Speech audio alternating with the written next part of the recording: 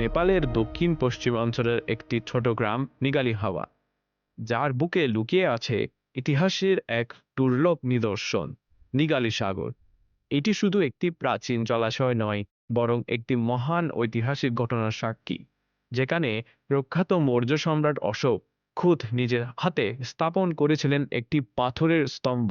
এই স্তম্ভে লিপিবদ্ধ আছে এক অতীত বুদ্ধের নাম। বুদ্ধ ধর্ম মতে গৌতম বুদ্ধের পূর্বে বহু বুদ্ধ জন্মগ্রহণ করেছেন। তাদের একজন হলেন কনাকমুনি বুদ্ধ, যিনি এই স্থানেই জন্মগ্রহণ করেছিলেন বলে বিশ্বাস করা হয়।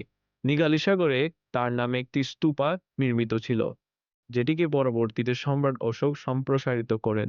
বৌদ্ধ ধর্মে গভীরভাবে অনুপ্রাণিত হয়ে সম্রাট অশোক তার রাজত্বকালে বিভিন্ন বৌদ্ধ স্থানে সফর করেন এবং স্থাপন করেন অনেক স্মৃতিস্তম্ভ ও স্তম্ভ।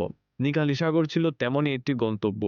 অশোকের শিলালিপি অনুযায়ী দেবানাম পিএন পিয়াদেসি রাজা রাজত্বের 14তম বছরে কনাকমণি বুদ্ধের স্তূপ পুনর্নির্মাণ ও সম্প্রসারণ করেন। 20তম বছরে তিনি নিজে এ স্থানে এসে শ্রদ্ধা নিবেদন করেন ও একটি পাথরের স্তম্ভ স্থাপন করেন। এই শিলালিপিতে থুপে অর্থাৎ স্তূপ বা স্মৃতিসৌধ শব্দের প্রথম লিখিত প্রমাণ হিসেবে ধরা হয়। এই অশোক স্তম্ভটি ব্রাহ্মী লিপিতে খোদিত, যা সে সময়ের সরকারি লিপি ছিল। স্তম্ভটি কালক্রমে কিছুটা ভাঙা হলেও এখনো স্থানীয় ও আন্তর্জাতিক গবেষকদের কাছে অত্যন্ত গুরুত্বপূর্ণ প্রত্নতাত্ত্বিক নিদর্শন। অশোক স্তম্ভের নিচে আরেকটি শিলালিপি খুঁজে পাওয়া গেছে, যা অনেক পরে খোদাই করা। ত্রয়োদশ শতকে ঘষা রাজা রিপুমল্ল এখানে এবং শ্রী রিপুমল্ল চিরঞ্জয়ত 1234 খোদাই করেন। এটি দেখায় যে এই স্থান বহু শতাব্দী ধরেই পবিত্র ও গুরুত্বপূর্ণ হিসেবে বিবেচিত ছিল।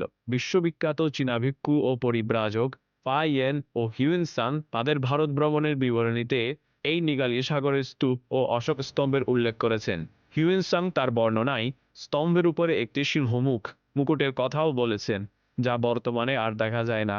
বর্তমানে নিগালি সাগর একটি প্রশান্ত জলাশয়, যার আশেপাশে সবুজে ঘেরা প্রকৃতি ও ইতিহাসের ছোঁয়া মিলে